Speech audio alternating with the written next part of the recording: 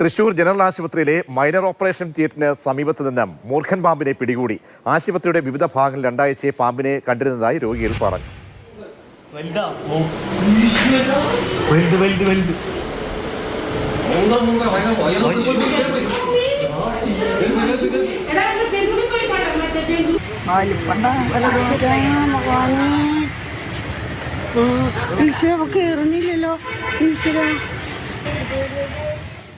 Thrissur Chavakkad police സ്റ്റേഷനിൽ നിന്നും 6 അടി നീളമുള്ള അണലിയെ പിടികൂടി. പഴയ CI ഓഫീസിനുള്ളിൽ മേശക്കടിയിൽ കിടക്കുന്ന പാമ്പിനെ പോലീസുകാരാണ് ആദ്യം കണ്ടത്.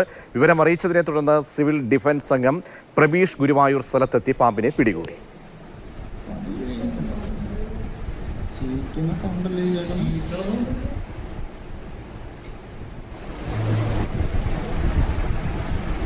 അനുസരണയുള്ള പാമ്പ്.